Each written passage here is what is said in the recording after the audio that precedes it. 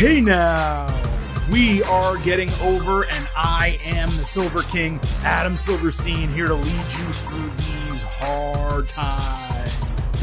With episode 339 of your favorite professional wrestling podcast. That's right, Getting Over is back once again, and it is Thursday, so you know exactly what that means. We are here to talk all things AEW and NXT, as both brands, along with WWE, are headed into a major weekend in less than 10 days. We're getting WWE Clash at the Castle, NXT Worlds Collide, and AEW All Out, all of it inside about a 28-hour period of time. But folks, this is going to be a loaded week of professional wrestling, with all brands, all three of those, trying to get their stuff in before the NFL season begins, which means they are putting a lot of work on the shoulders of us here at the Getting Over Wrestling podcast. As far as what our schedule is going to look like next week, we will divulge that to you on our Tuesday WWE show, but for now, we are just trucking along on this episode, breaking down everything that happened in AEW and NXT this week. I would be remiss, though, if I began any episode of this podcast without a reminder that the Getting Over Wrestling podcast is all about Defy. So please head on over to Apple Podcasts and Spotify. Leave us a 5-star rating on Apple. Also leave a written review. Let everyone know how much you love the show. Let them know why you listen and why they should download and subscribe. All those written reviews mean so much, but even just the 5-star ratings, we appreciate them immensely. Also, please do not forget to follow us on Twitter at Getting Overcast. Not only do we tweet throughout all the major television shows, pay-per-views, and premium live events, but we let you know when new episodes drop, and we post pre- and post-show polls so that you guys can vote and give us your grades. No more important is it ever going to be than next week when we have 3 special events. That means 6 polls being posted, and we want your votes in all of them. You can also DM us or tweet us questions and comments that we will read on this show. We try to do that as much as we possibly can.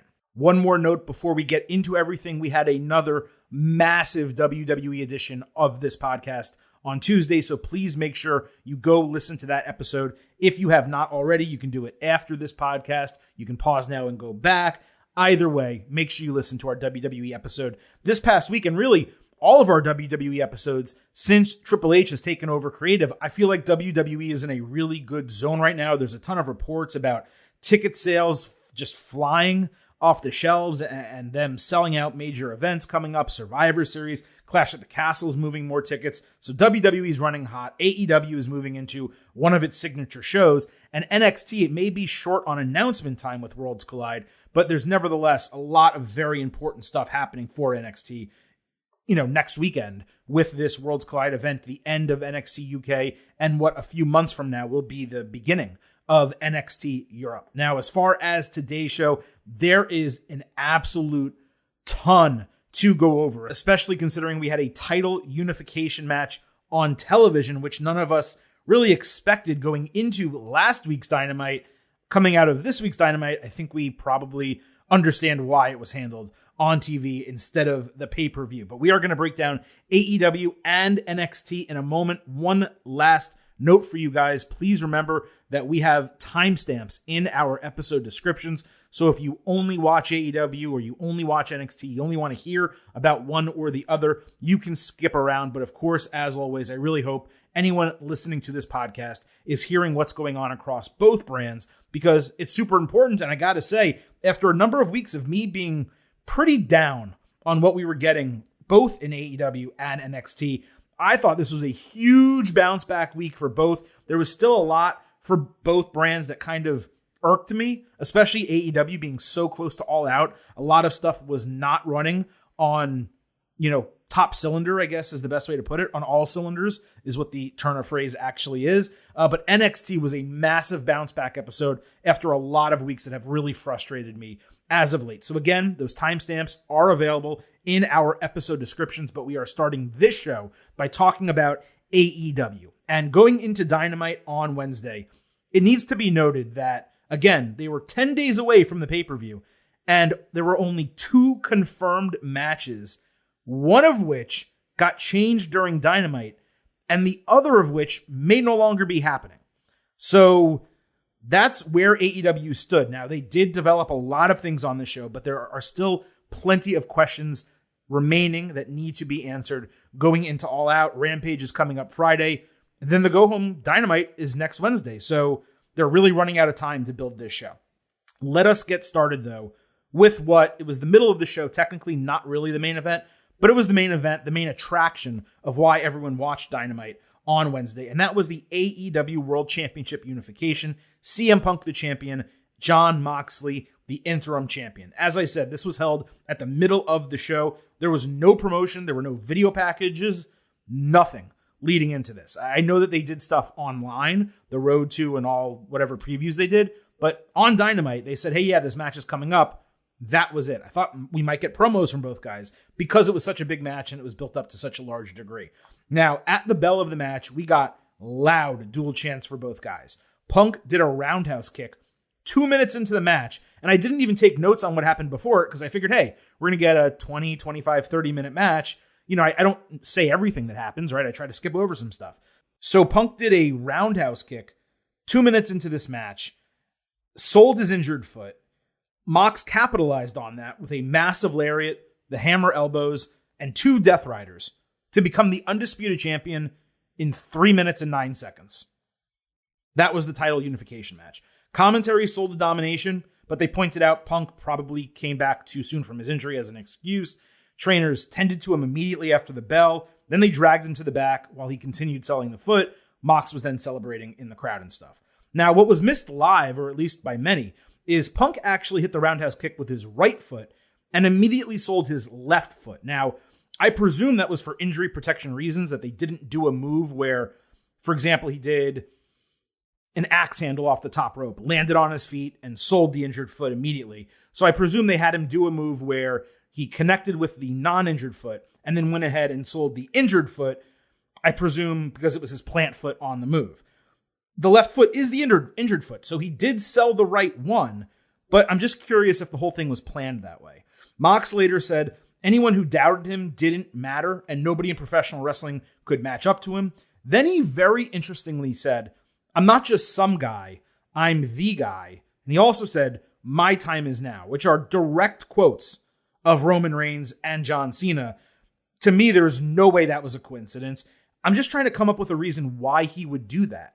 Maybe he was just feeling himself, or it's his whole anti-WWE, and I got to say it as frequently as I can, deal in his head, anti-sports entertainment, the whole thing. But when you just, I was going to say retained or combined, but when you unified the AEW World Championship, taking the real one and the interim one, and it's your top moment in the company, to be spending that time making WWE comments or quoting WWE talent, I just didn't really understand why he would do that. The promo, though, just doing it was necessary, and I'm glad that AEW got him back on screen to address the win, as opposed to having this guy win the title and then just never seeing him for the rest of the show. So I appreciated the concept. I don't know that I loved the way he went with it, is the best way to put it. Now, as far as the match goes, I would call it a bait and switch, but technically they did deliver the match. The booking was extremely curious, to say the least. The most likely scenario is they went with the interim route, hoping Punk would be able to return for All Out in Chicago. But when they realized he would not be cleared for a full-time return, they booked this to take the title off him without him actually doing that much wrestling. And if you're going to do this, a 3-minute squash, doing it in Chicago, where Punk is super duper over, doesn't really make a lot of sense. Putting it 2 weeks earlier in Cleveland does make more sense. So if that is the reason, then I understand it. But I'm not sure this was necessarily a better decision than having Punk return and simply relinquish the title to say, hey, look, I checked with the doctors and trainers. I'm not recovering fully anytime soon. I'm not going to be able to go for another 6 months. I'm going to relinquish the title. Mox, you're the undisputed champion. And then he cuts the same promo that he did last week, where he tears apart Mox. Maybe, obviously, you leave the Hangman part out of it.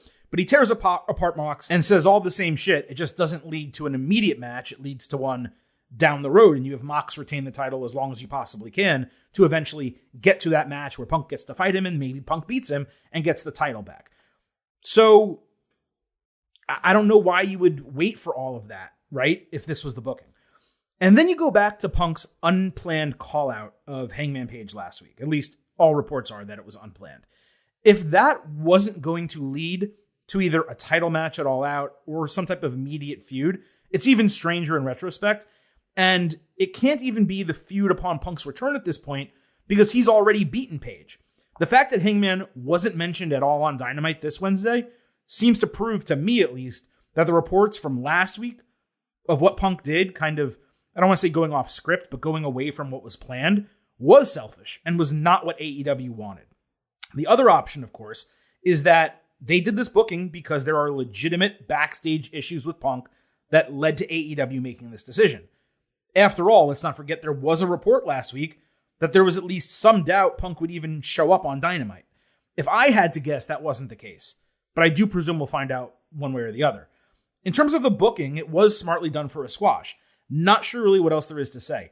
I am curious about how Punk was cleared to do any action if he wasn't cleared to completely return and wrestle. The medical precautions and all those hurdles that wrestlers have to jump through just to be able to compete remains a huge difference between WWE and AEW. Oh, I actually do have one more takeaway from the match. Mox didn't blade. And you may say, well, of course, he didn't have time to blade in 3 minutes and 9 seconds. You would be wrong because Mace Warner, or whatever that guy's name in that match, he bled like 90 seconds into it. So Mox didn't blade. Good for him. Now, coming out of that match and this booking, there are two notable questions. What are we getting at All Out? And what's really the deal with Mox going forward? Regarding All Out, initial reports are that Mox and Punk is still on for the show. That would obviously completely trash the initial option that we just discussed, that Punk is more injured than we were led to believe. I can't even fathom the creative that would be necessary to run that match back 10 days after Punk was so injured he could barely continue and got squashed by Mox. Maybe it could work.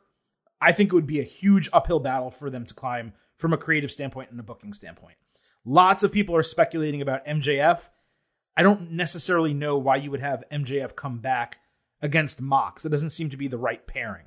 Now, if I was booking the damn territory, and obviously at this point, I don't know exactly what's going on behind the scenes, I would open All Out with that casino ladder match or whatever it's called and have the winner fight Mox in the main event. You may say, hey, that's unfair for the number one contender, but these shows are like 4.5 hours. So that's a pretty good amount of time to rest and recover. The problem is no one is announced for that match. And it seems like everyone who you would want to be in that match already has other bouts on the show. For example, Darby Allin and Miro would be great potential winners, but they're likely headed for a 6-man match with House of Black. Of course, any match can be canceled, things can be changed, but as I've already mentioned a few times, we're now inside 10 days from All Out, and time is really running out. And then there's Mox himself. We already mentioned about him quoting Reigns and Cena on Dynamite, and you can feel however you want about that. What I found interesting was after the show, people in the crowd said that he shit on WWE, telling fans either not to watch the bullshit or crap, people use different words, but not to watch the bullshit on Mondays and Fridays and to instead watch AEW. What I will never understand at this point is why Mox is still going on about this 4 years later. The guy had a great run in WWE. He was never treated poorly, even if on occasion he didn't like creative and butted heads with Vince McMahon. This is the top guy right now in AEW, talking to a crowd of AEW fans after he became the undisputed AEW champion. Hey, you shouldn't watch WWE. Why is he gatekeeping the wrestling that these fans or their friends watch? They're at your show. I don't understand that mentality. To me, it's just completely absurd at this point.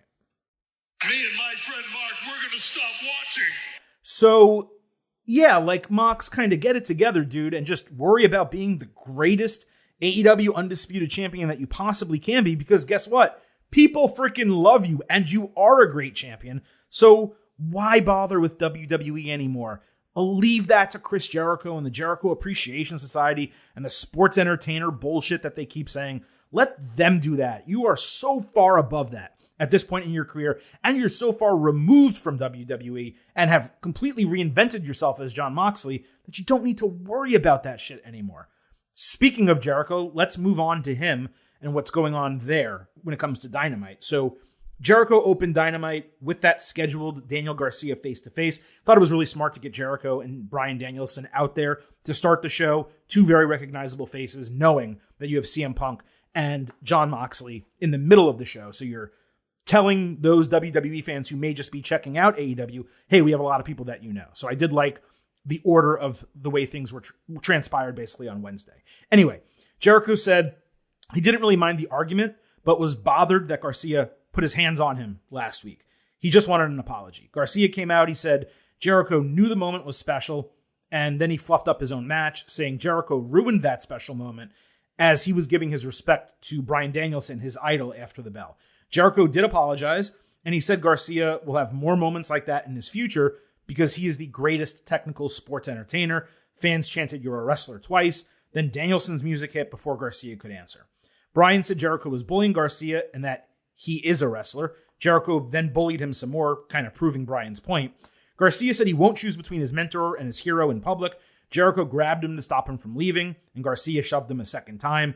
Fans gave an appropriate "you deserve it" chant. I thought that was really funny. Jericho said he's never seen why people call Danielson the best wrestler in the world, and that he knows more about wrestling than Bryan ever will. Danielson suggested Stu Hart and Owen Hart would both say he's better than Jericho before issuing a challenge. Jericho accepted for All Out before Jake Hager attacked Bryan from behind. I thought it was an extremely strong opening segment. The whole sports entertainer shtick, it's over the top. It's grating for me. I'm done with it. But Garcia being pulled in two different directions between his mentor and between his hero, it's just a really good storyline. And it became obvious a couple weeks ago we would see Jericho Danielson at All Out. So using this as the vehicle to get us there, very smart. It was a really nice way to make the match official, though I do wish they held off the return of the Lionheart gimmick for this match. And they didn't use it for the Mox title defense that, again, didn't even need to happen in the first place. Using the Lionheart thing, incorporating it here with Bryan Danielson, the technical wrestling, all that, it just would have been a much better build for this match than it would have been for the Mox match. But that's a nitpick, just something I wish they had done. Now, as I said, there was a lot of big news that happened on Dynamite throughout AEW this week. The next piece of that had to do with the women's division. We'll start with Rampage, where Britt Baker and her crew were upset that they weren't on the All Out card. Baker said she would watch Thunderstorm implode when they fight again. She pointed out Storm lost the title match, but buddied up to Rosa and is already getting another title match while they're still waiting. I mean, that's technically true, so she was right about that. On Dynamite, Thunder Rosa announced in a 1-minute backstage interview, it may have been shorter than that she will be unable to defend her women's championship due to injury, and an interim champion will be crowned at All Out. So the same announcement that CM Punk got to make over 15 minutes in the ring by himself in front of the crowd, Rosa was allowed to spit out backstage without any sympathy from fans or any time to let it sink in right before a commercial break. That is pathetic stuff, and it's a continuation of an awful title reign for her that is in no way her fault. It's completely booking. This was a perfect example. It was a paradigm of the way AEW views its men's division and its women's division. Not just to mention, of course, CM Punk versus Thunder Rosa, or if this was Britt Baker, maybe in the CM Punk role versus Thunder Rosa, who maybe is the equivalent of a Hangman Page. Probably not. She's not even at that level, so it's really tough to find a parallel for her off the cuff here. But it shows you the drastic juxtaposition. Punk in the ring, 15 minutes, adoration of fans. Rosa, backstage, 1 minute, slinks away. And then there's more that happened here, right? So the four-way match, it's going to involve Toni Storm, the number one contender. That's appropriate. Britt Baker, who happens to be number 2 on the rankings, appropriate as well. Although, personally, I don't know. Like, I know she wrestled on Dynamite Wednesday. We'll talk about that in a moment. I don't know the last time I've seen her in like a singles match. So how she's still number 2, I have no idea. But the other two are Jamie Hayter and Hikaru Shida. Was this announcement a big deal? No, it wasn't made a big deal because this was announced during a match where Billy Gunn fought his son. So they didn't even wait for the match to end and then make a huge deal of it, put it on the big screen, blah, blah, blah. During a match, they said, oh, by the way, these are the 4 women competing for the title. Because heaven forbid we make the women feel important or put some fresh blood, by the way, in the main title picture. Athena and Anna Jay are both ranked. They're ranked 3 and 4. Sheeta's not in the top 5. Hayter is 5, so it's okay for her to be here. But putting one of them in this match would have been a little bit better. And I say that as someone who loves Hikaru Shida and thinks she's one of the best women's wrestlers in the entire company. And yes, I realize Athena is feuding with Jade Cargill and is probably going to get a TBS title match at All Out. I get it. But why not put Anna Jay in here? Why not say, hey, you know what? We're kind of in a bad way right now. Let's throw Athena here as well and save that Jade match. Let's put that on Dynamite and get people watching where there's a title change potentially and a big women's moment where they get, I don't know, more than 8 minutes in the ring together. They get 15 minutes. Why don't you do something a little bit different? Now, one would think Tony's going to win here, but I can't put anything past him at this point. I didn't think Britt Baker, or I hoped at least, that Britt Baker would not win the Women's Owen. She won that. By the way, those titles have disappeared. We don't see them anymore. I know those aren't championships that they carry around, but she doesn't talk about it anymore. She doesn't care. She doesn't mention it. She doesn't carry it with her. Rebel doesn't hold it. Nothing. The thing's completely disappeared. If Baker wins this, man, the criticism is going to rain down on AEW. So on Dynamite, Baker did fight Kylan King. Though King did get some offense initially, Baker took her down pretty quick, hit the stomp, and won with a lockjaw in 4 minutes. I mean, what are we doing? Baker talked shit after the bell, calling out Storm, who sported a really new short haircut, looked pretty cool. Hayter attacked her from behind. Sheeta made the save to clear the ring, and that basically set up the Fatal 4-Way. Yeah, frustrating. Again, Kylan King, unsigned, good wrestler, by the way, but unsigned. She's getting multiple Dynamite matches. Women on the roster signed full-time, not getting opportunities. Let's move over to the Trios tournament. On Rampage, Best Friends fought the Trustbusters. Commentary tried to sell Parker Bordeaux as a monster, but he looked sloppy as hell in the ring.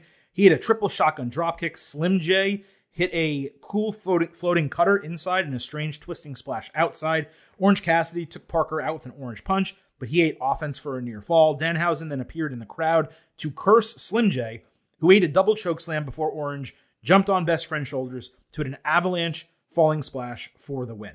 Now, why Trustbusters were in this tournament, I'll never know. Why they exist together and are getting TV time, I have no idea, other than the fact that some of them were previously in NXT and WWE. There were a couple nice moments here, but just being candid, I thought the match largely sucked. All the talent they have, there should have been a better team to fight Best Friends. On Rampage, Buddy Matthews fought Serpentico.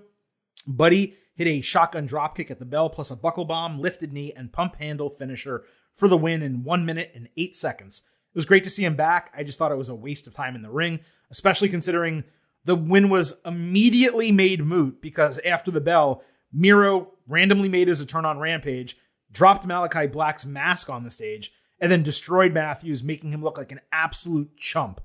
This was just dumbfounding the way they booked this. So staying with House of Black on Dynamite, we had House of Black against Will Ospreay and Aussie Open in that Trios tournament. That's why I mentioned those other things before this. Pac basically said he would murder them in the match during a backstage promo. There was a triple stereo tope shortly after the bell. Ospreay did a huge corkscrew off the top rope outside before hitting an assisted shotgun dropkick in the corner. Rey Fenix had an awesome double assisted springboard arm drag. Penta Oscuro got a hot tag with a Casadora release into a crucifix bomb. It quickly became a tornado-style match. There was a choreographed stereo 1-on-2 Poison Rana on everyone else in the ring except for Pac and Ospreay. Ospreay no-sold the big Pac move and hit the Oz Cutter to knock them both down. Pac came back with a sick avalanche brainbuster. Ospreay completely flipped out of a Hurricanrana from the corner, landing on his feet only to eat a flying cutter from Phoenix. Penta hit a step-up tope before Phoenix did the Escalero Tornillo. Ospreay got double knees up for the Black Arrow for a false finish. Pac then countered Stormbreaker into a Hurricanrana. Penta hit a Canadian Destroyer. Pac hit a Tornado DDT but got his Black Arrow stopped, so he jumped backwards off the tiny ring post for a sky-high moonsault outside that was very eye-catching. All of a sudden, Kip Sabian was shown in the crowd with a box on his head. Pac removed it, and it turned out to not be Kip Sabian, just some other dude. Kip then attacked Pac from behind, and he did a suplex on him off of the barricade. Then he took the box and put it on his head in the crowd. The referee, of course, missed this entire thing. Back inside, Phoenix ate a triple forearm and an assisted lifted springboard Oz cutter as Ospreay and Aussie Open advanced in a 26-minute match. Immediately after the bell, the Elite entered. Ospreay taunted Kenny Omega to basically tease their semifinal meeting. Omega kind of wanted to get to the ring. Don Callis stopped him, and nothing else really happened after that. Now, this was an absolute banger of a main event, and this did deserve to be in the main event spot. Given the lack of tagging and the interference finish, I can't go higher than an A for this. But I'm really stuck between 4.25 and 4.5 because of that interference. But man, the moves in this match, I know it was a spot fest. I know that's not what I normally love, and I don't usually grade those very high. But the spots were spectacular. I mean, it wasn't a lot of that choreographed bullshit that we got from like Lucha Bros, Young Bucks in that ladder match and some of their other matches together. It all really flowed well. I did mention the one choreographed Poison Rana, but that was really the only time. Besides that, it was just inside of the ring, outside of the ring, people flying everywhere. Some of the best wrestlers in the world here. So I'm going to go ahead and say 4.5 stars along with that A. As for the booking, it just depresses me to no end that the Lucha Bros lose every major match they are in. It is infuriating that Death Triangle is dropping a tournament match in their home promotion while Aussie Open and Will Ospreay won. And Ospreay, you obviously don't want him to take the fall. But either of the Aussie Open guys could have easily lost. Now, look, I understand. The goal was to do Omega Ospreay and their teams in the semifinals. I get it. But they still could have booked that without having to have Ospreay and Aussie Open go through Death Triangle. Why could they not have beaten Best Friends or the Trustbusters? Why did they have to match up in the first round? I just don't understand that. That to me is a personal disappointment. And you guys know I love Phoenix and Pentagon. It just frustrates me to no end that these awesome wrestlers almost never get their time in the light. And it's been 3 years this company has existed. I know they had a tag team title run. That's the only thing they ever have won in this company. It's immensely frustrating.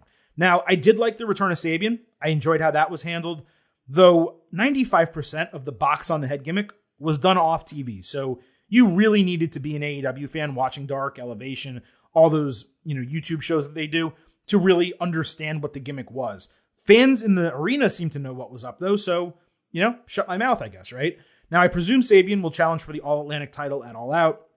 All in all, this was super entertaining, a great end to a Dynamite that was good in parts and certainly disappointed in other parts.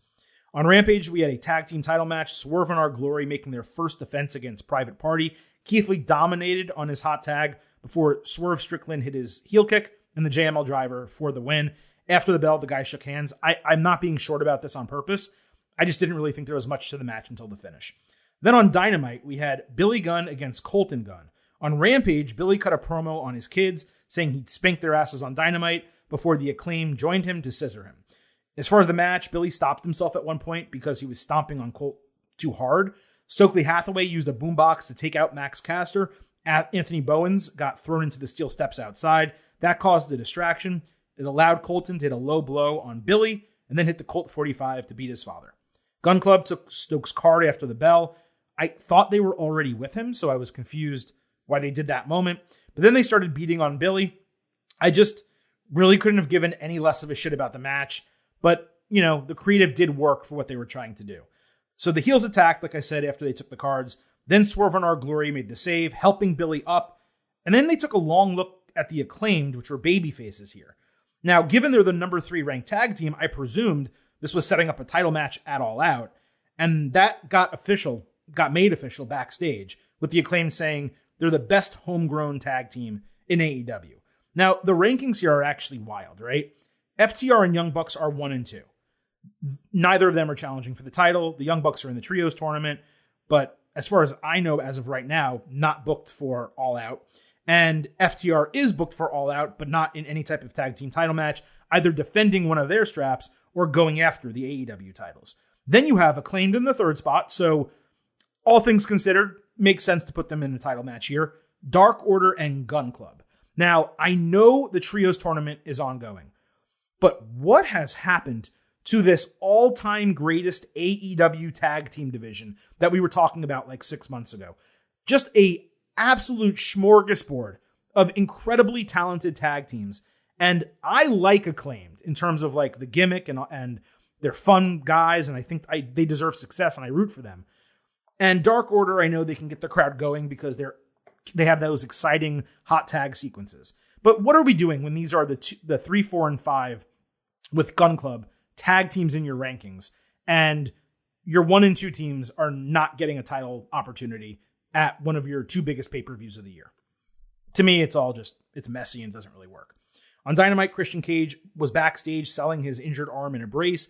He said he was insulted by Jungle Boy throwing away the olive branch that he extended last week. And he said he's seen it all. He's done it all in this business. Christian said he's special and will prove Jungle Boy is not in his league, even at less than 100% going into it. So he accepted the match for All Out. It was a fine promo. Given we had so many weeks where Jungle Boy was unable to attack Christian backstage because of security or one reason or the other, I would have liked to have seen Christian take the match and then Jungle Boy attack him and go after that injured arm. I don't really know why they didn't do that. On Dynamite, Dax Harwood fought Jay Lethal. There was a nice suplex sequence here between the two guys. Dax avoided lethal injection, catching Lethal for his springboard Liger bomb and a near fall. Harwood converted a pinfall into a sharpshooter, but Sanjay Dutt jumped on the ring apron for a distraction to create a break. They countered pin attempts numerous times, with Lethal ultimately rolling Harwood over, grabbing his tights for the win in 13 minutes. Very classic style wrestling match here. High quality. There were some referee botches down the stretch. Not a huge deal. I went with 3.75 stars and a B+. Sanjay then announced after the bell that their trios match for All Out would not be what the babyfaces expected, because Lethal would actually be teaming with the Motor City Machine Guns instead of himself and Satnam Singh. Now, obviously, I shit all over this match booking last week, and it deserved every ounce of criticism I gave it. This change will absolutely make for a better match by comparison. It's probably going to be an awesome match because MCMG is really good. But on the other side of the coin, this kind of makes even less sense from a storyline standpoint. Like, this is clearly, in my opinion, Tony Khan making good on a shitty piece of booking. But it's also putting a team that has never appeared in AEW on one of the company's 4 signature pay-per-views. Now, MCMG is good enough where that's okay in a vacuum. But as I said last week, Wardlow and FTR, I'm going to say they are so hot right now, but they were so hot that both of them should be involved in separate matches with their titles on the line or going after titles. So is this an improvement to the individual match booking? Yes, it is, because they went from a really shitty match that was basically going to be based on Wardlow powerbombing Satnam Singh for no reason to what can be and should be a very entertaining 6-man tag team match. But does it fix the creative? No, it doesn't. In fact, it makes even less sense than the one that preceded it. I also failed to understand, and I am not someone who dislikes Jay Lethal, but why are we getting so much Jay Lethal? Why is he wrestling every single week and involved in a storyline with all of these guys again when you have such a deep roster and so many people who could be fighting Wardlow, who could be fighting FTR? I just don't understand what they're doing. But yes, will the match be entertaining? It will be very entertaining at All Out. On Rampage, the Factory were playing dominoes and cards simultaneously. When Powerhouse Hobbs flipped their table, he was upset that they didn't take care of Ricky Starks. QT Marshall promised they would take care of business, saying, "My word is my bond." I could have sworn last week Hobbs was disinterested in their help and angry that they would even offer. Also, why does Powerhouse Hobbs, this mammoth of a man, why does he need the help of the Factory to take out Starks? I just didn't get that at all. On Dynamite, Starks at the ring. He said he's in a bad way. He's pissed off. He explained, even as people want to see you do good, they never want to see you do better than them, and that is very true. Starks said he showed Hobbs what it means to be someone in the industry, and it made him even more angry that Hobbs attacked his previously broken neck because he knew that it was a delicate area. And then he challenged Hobbs for All Out. Really extremely strong promo, as usual, from Starks. Given there's only 1 week left, I'd have liked Hobbs to just have answered him on the show so that we could get more build to the match next week. This match, I think it's going to end up being a banger, but Starks absolutely has to be the one to beat Hobbs in Chicago.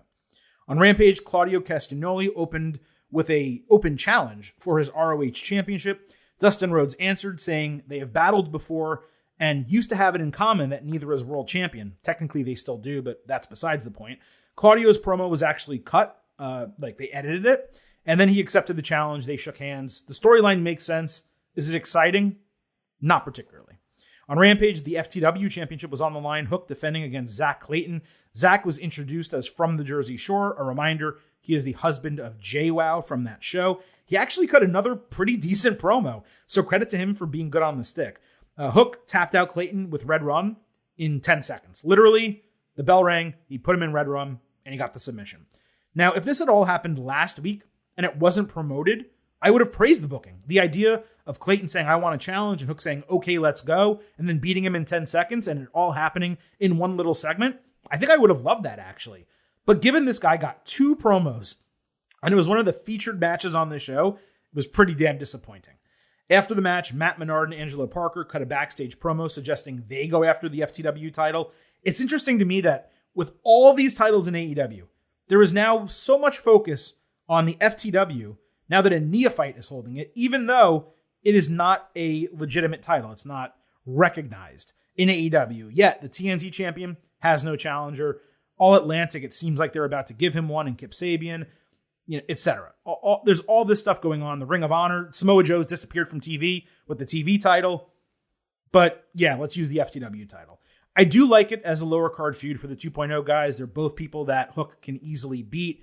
But again, this guy needs to at some point wrestle like a 10-minute match. And I really don't know why we're not getting that. On Rampage, Athena fought Penelope Ford. This, I think, was the in-ring return for Ford from injury. Kip stood in the crowd with the box on his head, as he's done for months randomly. So they did at least show it to us a couple days before we got it on Dynamite. Literally 30 seconds after returning from commercial, Athena won with the Eclipse. The baddies immediately attacked. Jade Cargill was on stage with a sledgehammer that she licked, and then she slammed it onto Athena's metal wings that she uses as like ring gear to make her entrance. Nothing seemed to happen to them. They didn't even seem to get broken or anything. Athena then ate a sledgehammer shot to the stomach, and that ended the segment.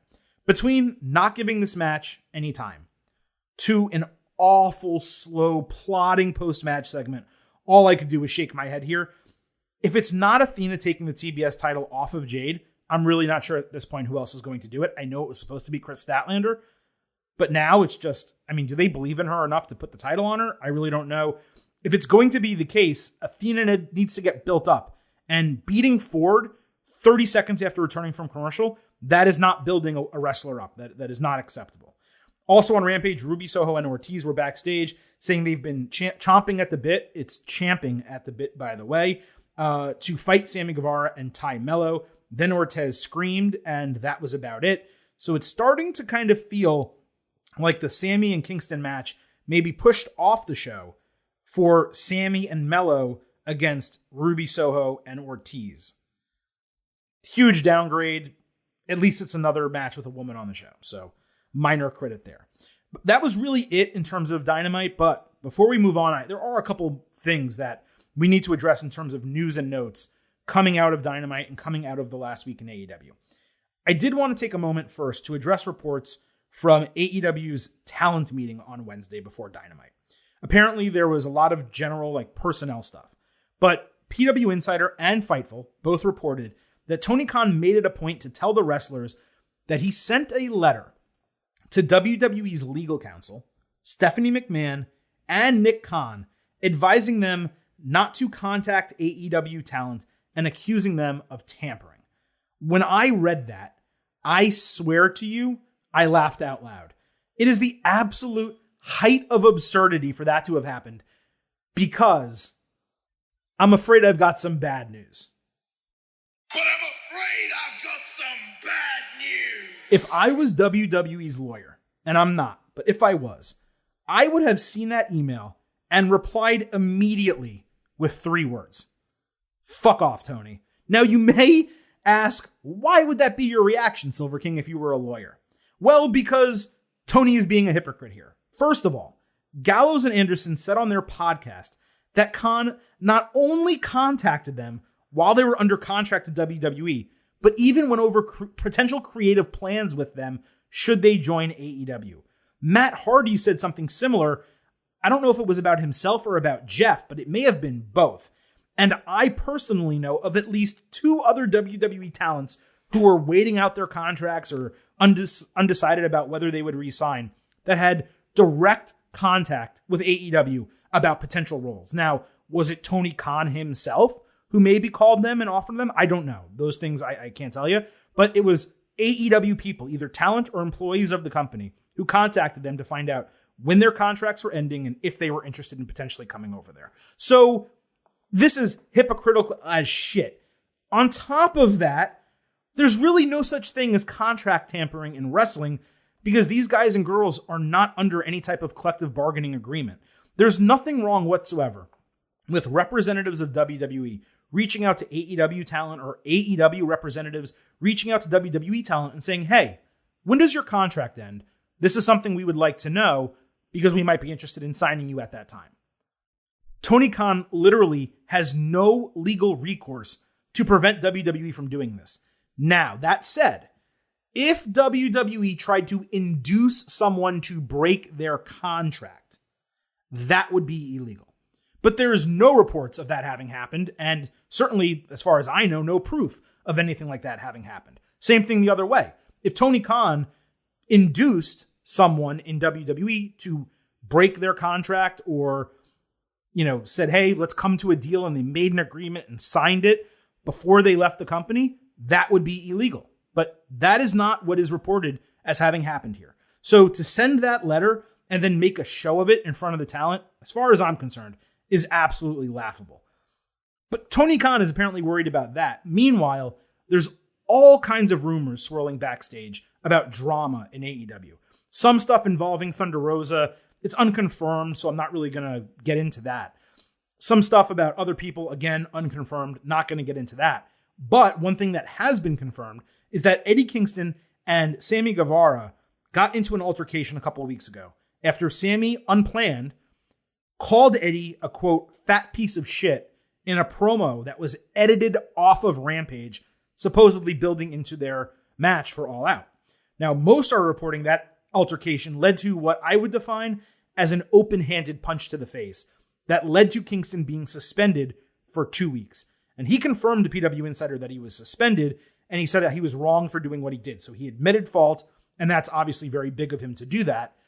He did not admit to open-handed punching him or smacking him or doing anything like that, but that's kind of besides the point.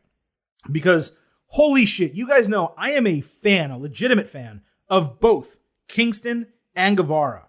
Sammy, I thought at one point, and I've said it numerous times on this podcast, had a really bright future as an AEW pillar.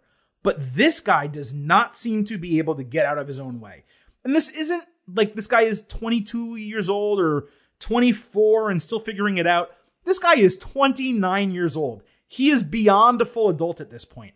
Between the storylines, the stuff with Ty, the shit he said on that podcast about Sasha Banks, that resulted, by the way, in a suspension for Sammy at that time. This promo and incident, the guy needs to figure his shit out. And on top of all of the real life aspects of this, it is immensely dumb to bury an opponent in that way in a promo. We talk all the time on this show about how good promos build up their opponent, but then come over the top at the end saying, I'm better, or I'm still going to kick your ass, or you don't have this that I have. Look at the way Bryan Danielson, Chris Jericho, and Paul Heyman, just as an example, look at the way they cut promos and speak. If the best you can do is calling someone a fat piece of shit, you should not have a mic in your hand. This is national television, not the independents. You need to be better than that. So a lot of backstage drama in AEW. Like I said, I don't want to address the rumors because those are unconfirmed and a lot of people can just talk shit and blow things out of proportion. But the Kingston Guevara drama is something that clearly did happen, and therefore I felt it was appropriate to address. So here we are. We're counting down time to All Out. There's about a handful of matches announced at this point. I presume we're going to get more on Rampage this coming Friday and Dynamite next Wednesday for the go home. But man, like for an AEW card, I know that some of the recent cards have been built late. This one is just astounding how late it's being built.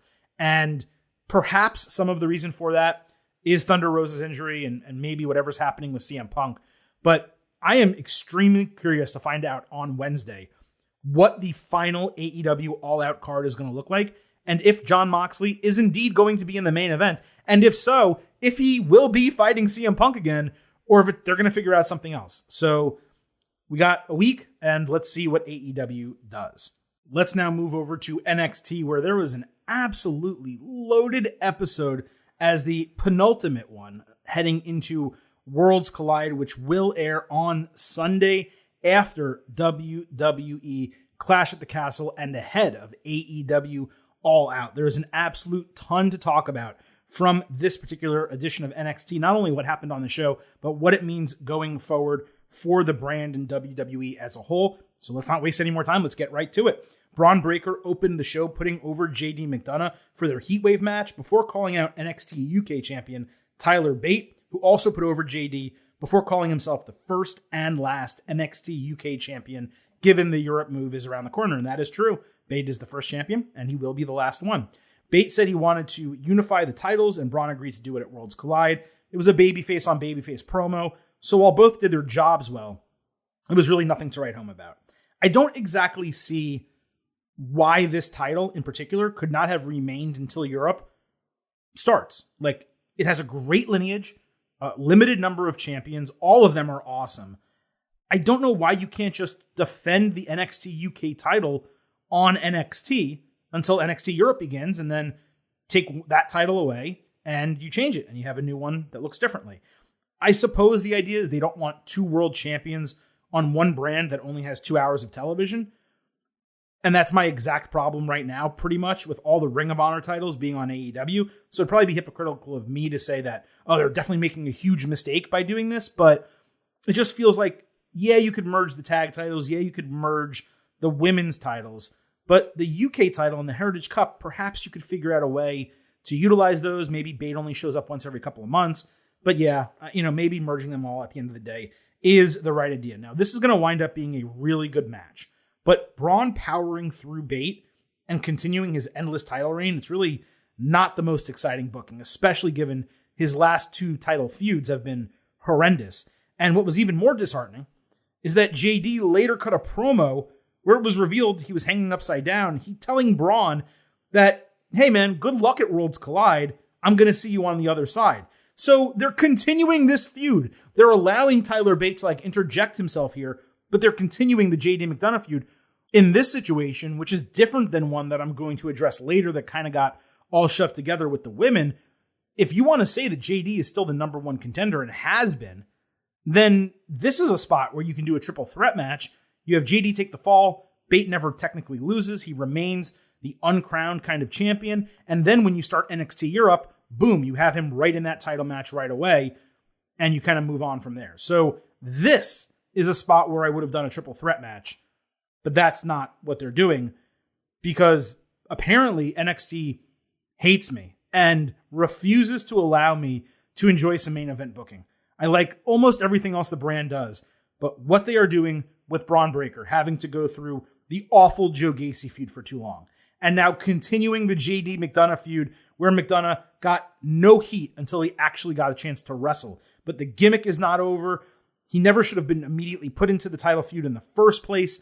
I just do not understand why they are having JD McDonough continue to feud with Braun Breaker after they already had Joe Gacy feud with him for way too long, when there are so many other people on this NXT roster who should be elevated into the main event picture so they could actually not just face Braun, but maybe actually take the title off of him.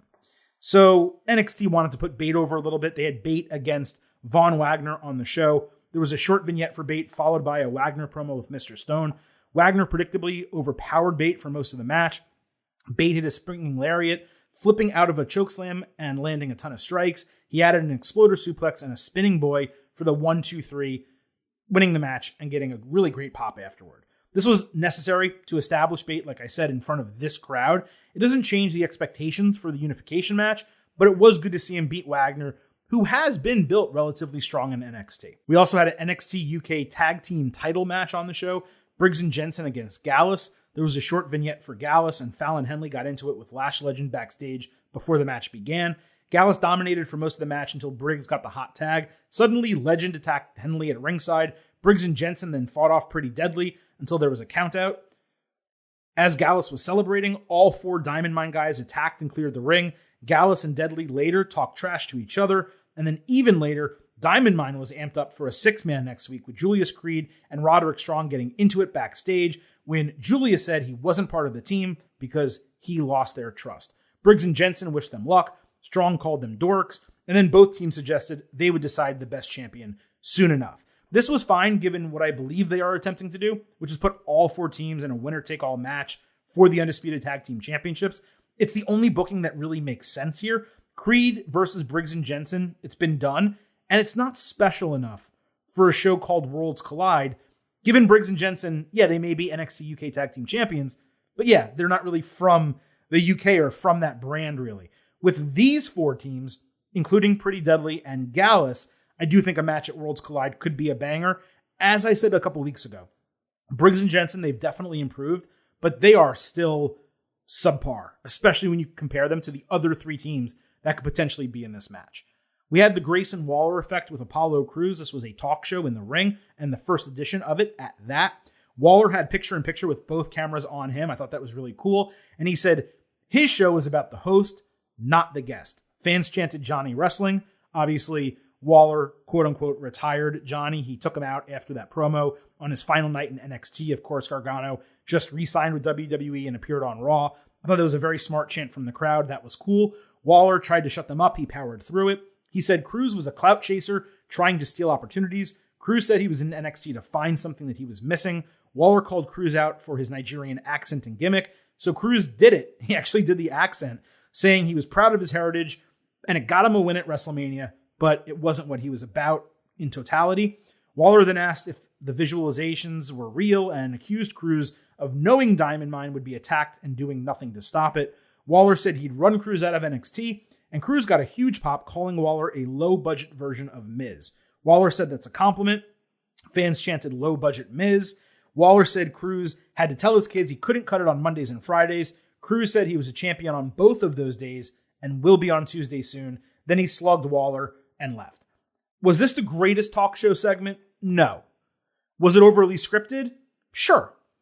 But it was far better than I expected. And both Waller and Crews came out of it looking good, despite the fact that you could tell they were kind of talking around having to hit certain lines. There's a real intensity to their feud. Both of them can go in the ring, and I'm definitely excited for the match. The question I have, though, is who's going to win? Because you just brought Apollo Crews back to the brand, and it seemed like they were ready to elevate him to main event status right away, but he's taken a big tumble down the card. Grayson Waller was at the very top of the card. He's taken a tumble down. Both of them need to win. Both of them need to be reestablished. Both of them should really be in the main event picture. So this is something that NXT kind of does to itself on occasion, where they don't really have a clear winner that, and a storyline for that person going forward in a match. So I really don't know what's going to happen here. In some ways, that's exciting, right? To find out what goes down, see how they book it. What do they do about the finish? Does Waller cheat? Does Crews just beat him clean? I'm going to be very curious to see what happens when this transpires. And I believe it's on TV next week, not at Worlds Collide. It kind of felt like a pay-per-view match, a premium live event match. But on NXT, this could definitely main event and be super exciting. Alba Fire cut a promo in a video package saying she's a warrior and will do whatever it takes to win. She mentioned Lash, and I couldn't tell whether she was referring to just winning that feud or suggesting that it was ongoing. Legend has already moved on to Henley, so I did find that to be strange.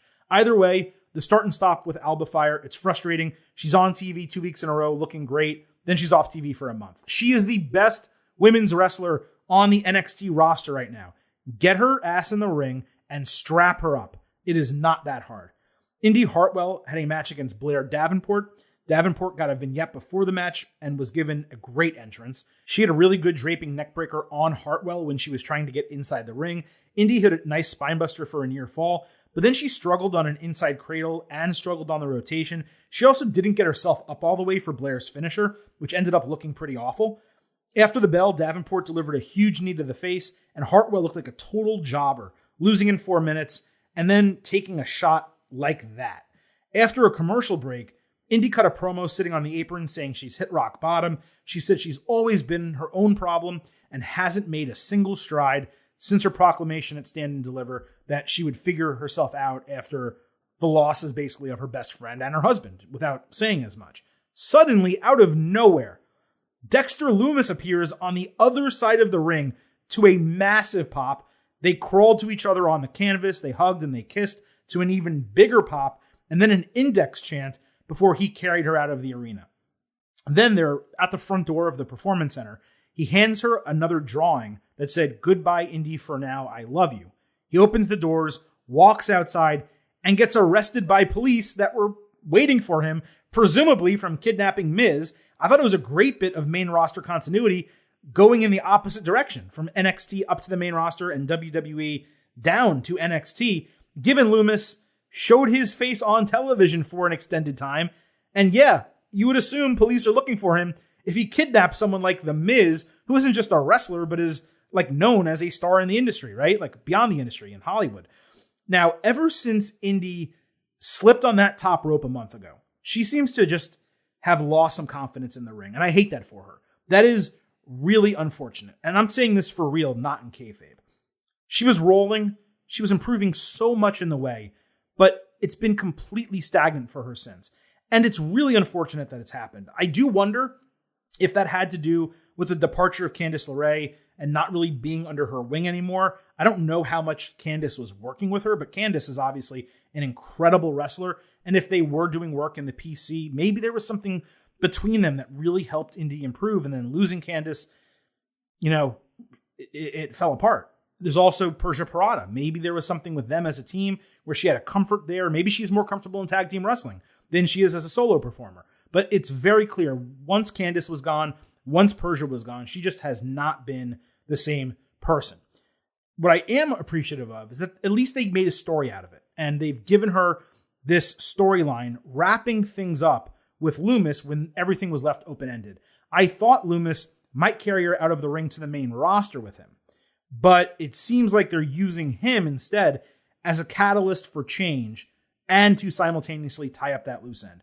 I thought it was extremely well done. The camera work was also exceptional the entire segment from start to finish.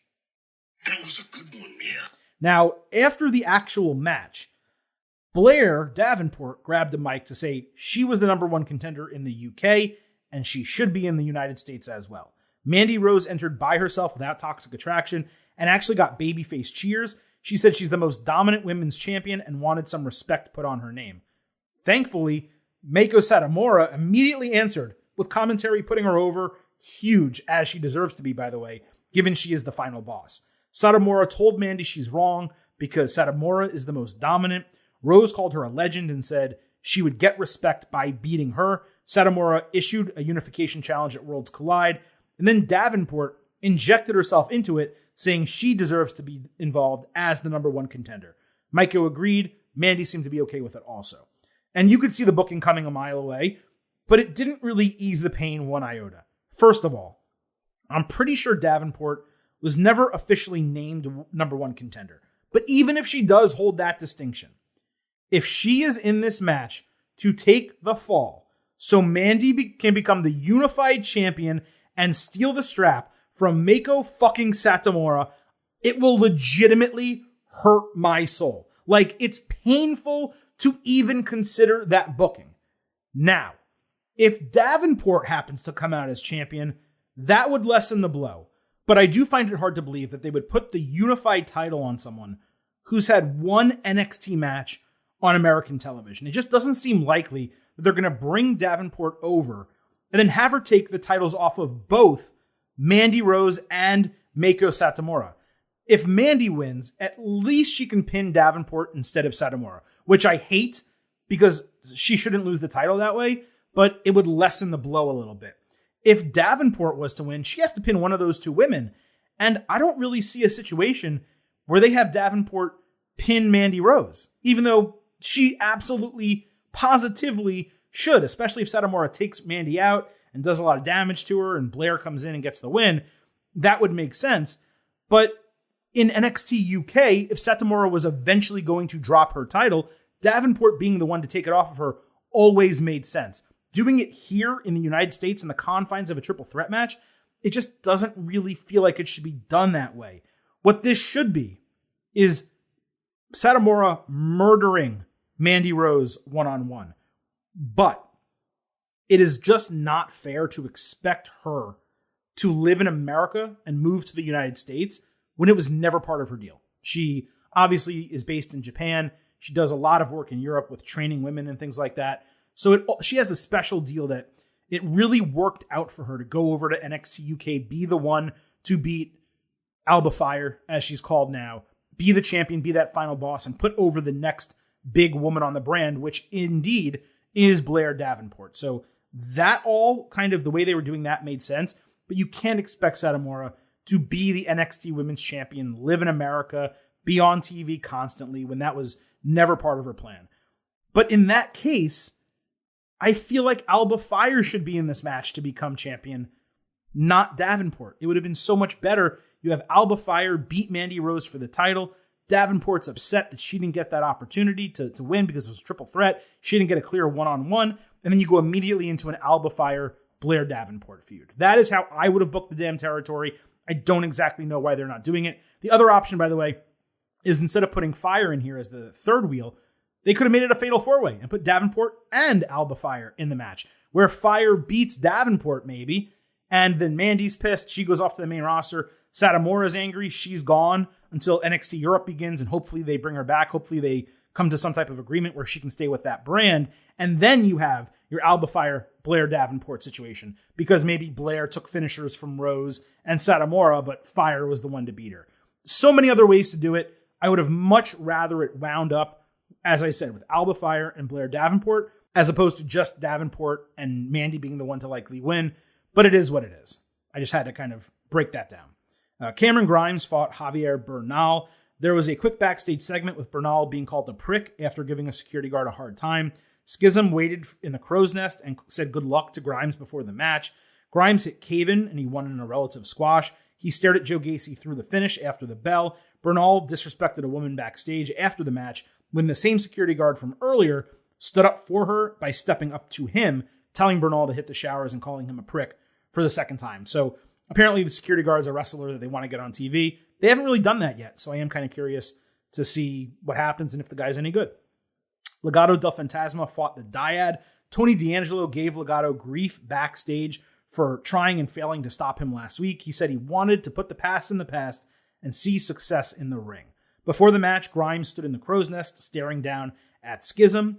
Wilde had an outstanding hot tag that jacked up the crowd with the quickness, but Dyad came back and hit the same finisher they used as grizzled young veterans to get the win. D'Angelo then screamed at Legado after the bell, while Grimes continued staring at Gacy. This was like throwing all of my NXT frustrations into a single match. Legado still being in NXT without Santos Escobar, the existence of Gacy, GYV being massacred as the Dyad beating Legado, all together in one segment. The wrestling was obviously good between the four guys, but I was really going to do all the bad sound drops and criticize it. I didn't really want to talk about it any further until Legado walked into the parking lot, frustrated after the match, when Escobar pulled up in an SUV. He rolled down the window and asked, "You didn't think I'd leave without you, did you?" They all smiled, jumped into the SUV as fans in the arena chanted Legado with them driving off. So obviously I am over the moon that Legado is together and heading to the main roster. I tore NXT apart for this last week, and I'm just ridiculously happy to see the situation rectified. But why make that the stipulation to the match if you were just going to go back on it immediately? That makes me believe plans changed. If not, the stipulation last week is even more nonsensical than it was in the first place. They could have simply done the Santos Escobar, either the stipulation is that all of Legado has to leave, or it's loser leaves town completely with Tony D'Angelo on the other side. He would have to leave if he lost, which is what I wanted. And you have Legado lose, and they're all really depressed. And then this week, they're packing up their stuff, and Santos Escobar gets a phone call. He goes, hey guys, you want to come with me? And they all jump in the car together, and they go off. They could have done the exact same thing with having the stipulation to the match make more sense. But look, at the end of the day, I demanded that WWE give me what I want. Give me what I want. Give me what I want. And they delivered. Things at NXT have been quite chaotic from a creative standpoint over the last few months. So I'm going to chalk this up to the continued craziness. Something that should not be overlooked is the tremendous storytelling here. Legado del Fantasma began with Escobar kidnapping these guys in the NXT parking lot, throwing them into his black SUV. And it ends with the same guys willingly getting into Escobar's black SUV to leave with him. That is top level shit right there. The group, I hope they head to SmackDown and they ball out of control. Legado del Fantasma, the tag team, Cruz del Toro and Wild, they should immediately be in the tag team mix, like getting time with all of the tag teams or whatever tag teams still remain in WWE and just looking super impressive. Santos Escobar should slot right into the mid-card, eventually go after Gunther for the Intercontinental Championship. I'm not saying he has to win, but I have said on this podcast so many times, this is a real faction. They work together. They all speak well. It's just every single item that you could want, the swag, the in-ring presence, the promo ability, they have it all. Santos Escobar, I still believe, is someone who could be a future world champion in WWE, but his floor, his basement, should be upper mid-carder who can occasionally contend for the titles and be an Intercontinental Champion and United States Champion. So I really hope that they go to SmackDown, where it is very light on talent right now. They still need to build up that roster. And I hope that these guys absolutely positively ball out of control. Wendy Chu against Tiffany Stratton in a lights out match was the main event. Stratton had a different look with very long pink and blonde braids. She talked about the entire women's division being about her after she beats Wendy and said that she will go after the unified champion coming out of Worlds Collide. For the match, the lights were actually dimmed, as they promised, with kind of a blue spotlight on the ring. Weapons were used immediately, but the shots were weak at the beginning. Stratton ran Chu into a trash can that was propped up in the corner, threw her into the steps outside, and then after commercial break, Chu's bed wound up at ringside. Commentary explained that she dragged it down during commercial break. Stratton missed a moonsault, and Chu vertical suplexed her into a pink chair. Chu then used a weapon to aid a crossface until Stratton escaped it by using hairspray she pulled out of her purse. Then she powerbombed Chu into a trash can for a near fall. Chu avoided the twisting Vader bomb and hit Stratton with a body pillow that was filled with Legos. She then dumped the Legos out of the pillowcase, and Stratton hit a fall-away slam. Unfortunately, Wendy totally missed the Legos on that, but Stratton body slammed her into them for good measure, and then hit a running double stomp, slamming Chu backwards into the Legos a third time, all for a near fall. The only thing that would have made this better is if the referee put on gloves, treating the Legos like they were thumbtacks. Because I don't know if you guys know, those of you maybe who have kids probably understand, but if you step on a Lego, let alone fall backwards into a pile of them, they hurt like hell. So I absolutely loved this element.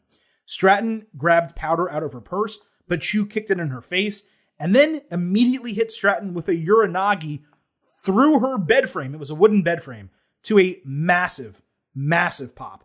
Then she rolled Stratton inside and jumped up to the top rope, hitting nap time for the win. This match was an absolute blast. Like, pure entertainment. Was it the best wrestling in the world? No. Okay, it wasn't. But it was a load of fun, and we got the right winner. It was probably both of their best matches in NXT to date. The Lego spot, as I already told you, popped me because those shits hurt like a mother. So credit to Wendy for taking those bumps. The finish was also outstanding in its totality. I went 3.5 stars and a B for the match, but it's an A for an entertainment value of the entire thing. And not only did Wendy Chu look good, but Tiffany Stratton, after less than 24 career matches, looks like she could be maybe 6 months away from a main roster call-up. I have not seen someone adapt this naturally since Bianca Belair. It's actually astounding what she can do. Her look with the long braids was also a massive improvement in presentation because it went away from the stereotypical shit that we've been getting. Moving her away from spoiled daddy's girl to like snobby young woman, that's the move. And that may sound similar to you, but there's definitely a distinction there. Even Wendy's presentation, putting her in like a tighter bodysuit that still kind of looked like a onesie, instead of the soft cotton overflowing onesie, it allowed us to take her more seriously. I did not think that I would like this match as much as I did, but it was a win for everyone involved, from creative to both women in the ring, the costume people, the presentation, all of it was an A. Again, the match was a B in terms of an actual grade, but the presentation, the entertainment value, it main eventing the show, all of that, 2 thumbs up and a huge A from me. Cora Jade backstage cut a promo about how she won fair and square against Roxanne Perez and how the dateless losers tweeting that the finish should have been a disqualification are, well, dateless losers. It was a fine promo, a little heavy-handed with the insults. I don't know that she needed to go that far. But as I said, there's a reason why it wasn't a disqualification. She didn't really explain it as well as I did, but she did address it at least.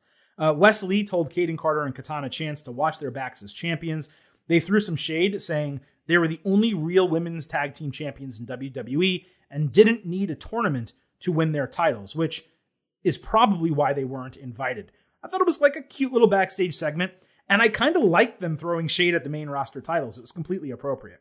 Chase U held a class in the ring, with Andre Chase introducing Charlie Dempsey to teach catch as catch can wrestling. If only NXT had someone who taught catch as catch can wrestling, like, I don't know, Timothy Thatcher. Anyway, Dempsey dominated his student, and then Bodie Hayward, he dominated him as well. That made Bodie snap for the first time. Dempsey called the class soft and told the students to watch Billy Robinson as homework. It's a really good idea. This was a cool way, I thought, to introduce Dempsey to the US audience. He already has good size, good presence, and I think I said this last week, he could be an extremely quick riser through NXT, even quickly making his way up to the main roster. Now, I would be remiss if I did not address how NXT ended, which was with a really quick backstage contract signing. Mandy Rose, Blair Davenport, Meiko Satomura, Braun Breaker, and Tyler Bate were all backstage at a long table with all 4 of the championship titles on top of the table. They signed the contracts one by one before looking at one another. I just thought it was a really cool spot. Like, it showed that the divisions in NXT carry equal weight, and it made all of the matches and competitors feel extremely important. Given that this is such a short turnaround and Worlds Collide's had a lack of build, I thought doing something like this was necessary and appreciated. On top of that, the infusion of NXT UK talent has accomplished something interesting in NXT, let's call it 2.0. When NXT made the shift from black and gold to 2.0, what I said consistently at the start on this show was it needed to be not as much of a drastic change, and that the sweet spot was probably somewhere in the middle of black and gold with the developmental aspects and youth of 2.0. Well, most of you probably haven't watched NXT UK regularly, myself included. Like I told you recently, I caught up on all the shows, but I was not a weekly watcher. But NXT UK was the last bastion of black and gold NXT left in WWE. With so many of those talents now being mixed among the 2.0 guys and girls, we actually seem to be in the process of reaching that middle ground that I was asking for so many months ago. It's a black and gold flavor being infused with 2.0. And I noticed it very much on Tuesday. I just thought it hit extremely well. And obviously, I hope it continues. One last thing before we get out of here. I know WWE and NXT are both TV PG. I get it. But bleeping the shit part of the holy shit chant, it is the height of absurdity. And it is actively and actually ruining the atmosphere of these shows. USA Network is literally a cable channel.